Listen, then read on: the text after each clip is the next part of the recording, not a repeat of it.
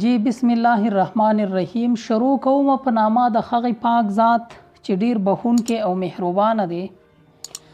تاسو ته به پته وي زمونږ تیر کلاس چې کوم او په هغې کې د انګلیش بنیادي ټکي او د هغې معنی هم وي ورسره مونږ په جملو کې هم استعمال کړي وو. نن به هم زمونږ په دې کلاس کې د انګلیش ټکي وي د دې معنی به هم وي او دا به مونږ په جملو کې هم استعمالو. خدا نن چې ما کم کوشش کړی دی او کم ټکي مې د کلاس ته راوړي دي دا ډیر د شمار ټکي دي، یو څو ټکي دي او هغه ټکي دي کوم سره چې په آخره کې ال وای راځي. نو زما کوشش دی چې دغه ټکي نن په دې کلاس کې وکړو او تاسو یې زده کړئ. په دې کې ما سره اولنی چې کوم ټکی دی ریرلی. د ریرلی مطلب دی کله نا کله. تاسو د دې استعمال ته ګورئ. I rarely visit there. I rarely visit there. معنی یې څه داسې شوه چې زه کله ناکله هلته ځم. I rarely visit there. زه کله ناکله هلته ځم. Suddenly. د suddenly مطلب دی اچانک، یعنی څه واقعه حادثه اچانک په یو دم راتلل. It happened suddenly. یعنی دا اچانک وشو. اکسیډنټ اچانک وشو. اکسیډنټ خو اکثر اچانک کیږي. It happened suddenly. دا اچانک وشو. تاسو د اچانک یو حادثي واقعې د پاره suddenly ویلی شئ. ها ګورئ دا مخکې چې کوم ټکی دی immediately. د immediately مطلب دی زر تر زره. Stop that immediately. دا زر تر زره بند کا. فرض که یو کار کیږي او ستاسو ناخوښه دی تاسو وایئ چې دا کار زر تر زره بند کا. Stop that immediately. دا زر تر زره بند کا. Automatically. د automatically مطلب دی په خپله، یعنی خود به خود. The door is open automatically. دروازه په خپله کولاو شو، یعنی دروازه مونږ نه د کولاو کړې، په خپله کولاو شو، خود به خود کولاو شو. The door is open automatically. دروازه په خپله کولاو شو. بیا دی definitely. definitely ضرور. که تاسو ته څوک ووایي چې دلته به ته راشي ته ورته وایي ولې نه ضرور. دغه ضرور دپاره په انګلیش کې ویلی شي definitely. I will definitely learn English. زه به ضرور انګلیش زده کوم. I will definitely learn English. زه به ضرور انګلیش زده کوم. strongly. د strongly مطلب دی په مضبوطۍ سره، یعنی په کلکه سره. I recommend it strongly. زه د دې سفارش په مضبوطۍ سره کوم.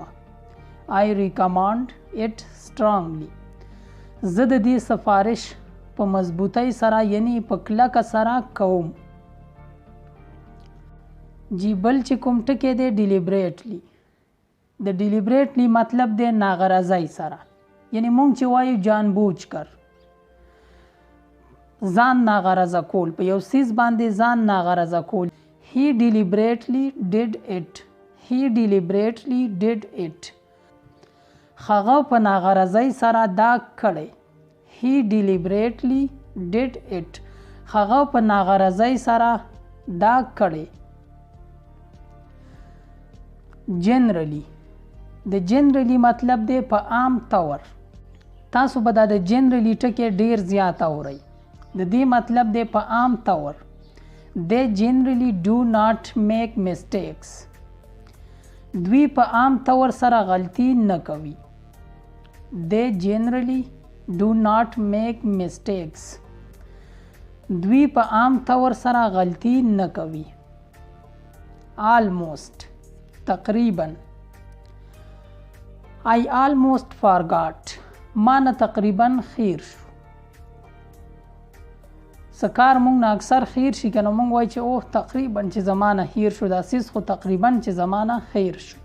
نو د دغه تقریبا دپاره تاسو ویلی شئ almost. I almost forgot. ما نه تقریبا خیر شو. certainly. یقینا. he is certainly fraud. هغه یقینا چې دوکه باز دی. fraud وایي دوکې ته، دوکې باز ته. certainly he is certainly fraud. هغه یقینا چې دروغجن یعنی دوکه باز دی. ګورئ مخکې چې کوم ټکی دی ایونچولی، اخر خوم. د ایونچولی مطلب دی اخر خوم. ګورئ چې مثال تاسو وګورئ، تاسو به په دې باندې پوه شئ. ځینې داسې ټکي دي چې په هغې باندې تاسو نه پوهیږئ، خو چې کله یې په مثال کې وګورئ نو تاسو به په دې باندې پوهیږئ. You will understand all of this eventually. ته به اخر خوم په دې پوه شئ. You will understand all of this eventually. ته به آخر خوم په دې پوه شي، یعنی ته به آخر خوم په انګلیش باندې پوه شي. easily په اسانۍ سره. he easily gets angry. he easily gets angry. هغه په اسانۍ سره غوسه کیږي. he easily gets angry. هغه په اسانۍ سره غوسه کیږي. directly نیغ په نیغه. I will meet you directly. زه به تا سره نیغ په نیغه ملاو شم. I will meet you directly. زه به تا سره نیغ په نیغه یعنی مخ په مخ ملاو شم.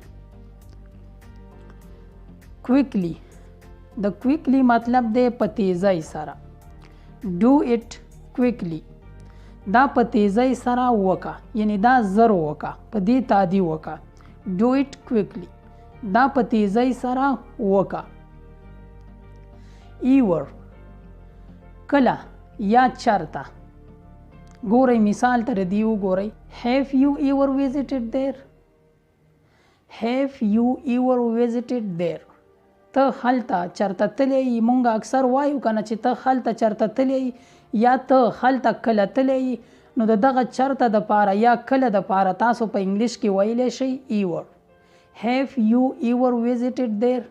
ته هلته چرته تللی. extremely د extremely معنی ده د حد نه زیات. یو څیز چې د حد نه زیات وي نو د هغې د پاره تاسو ویلی شئ extremely. we are extremely hungry. we are extremely hungry. مونږ د حد نه زیات وږي شوي یي. we are extremely hungry. مونږ د حد نه زیات وږي شوي یي. slowly د slowly مطلب دی په ورو ورو. he speaks slowly. he speaks slowly. هغه په ورو ورو وایي، یعنی هغه په ورو ورو خبرې کوي، زه یې نه اورم. he speaks slowly. هغه په ورو ورو وایي. completely د completely مطلب دی په مکمله توګه. I completely forgot. I completely forgot یعنی زمانه په مکمله توګه خیر شو. I completely forgot زمانه په مکمله توګه خیر شو. ultimately د ultimately مطلب دی آخر هم. آخر. who is ultimately responsible یعنی آخر هم د دې ذمہوار څوک دی. مونږ وایو کنه چې آخر د دې کار ذمہوار څوک دی، دا کار چا کړی دی. دغه آخر هم چې مونږ وایو د دغې دپاره په انګلیش کې ویلی شئ ultimately. who is ultimately responsible آخر هم د دې ذمہوار څوک دی. naturally قدرتی. is your hair naturally red آیا ستا ویښته قدرتي سره دي. is your hair naturally red آیا ستا ویښته قدرتي سره دي. occasionally کله کله. I go there occasionally زه کله کله هلته ځمه. I go there occasionally زه کله کله هلته ځمه. carefully د carefully مطلب دی په احتیاطۍ سره، یعنی په توجه سره، په دهان سره. do it carefully دا په احتیاطۍ سره وکه، یعنی دا په احتیاط سره وکه، په توجه په دهان سره وکه. do it carefully دا په احتیاط سره وکا. خازه خو وایم چې د دې کلاس اختتام به وکړو په دې ځای باندې. که ژوند وي بیا به راځم د یو بل کلاس سره، د یو نوي کلاس سره. تاسو مې په خپلو دعاګانو کې یاد ساتئ او زه به درته هم دا دعا کوم چې تاسو هم چرته یئ الله مو ښاد، آباد او بریالي ساته.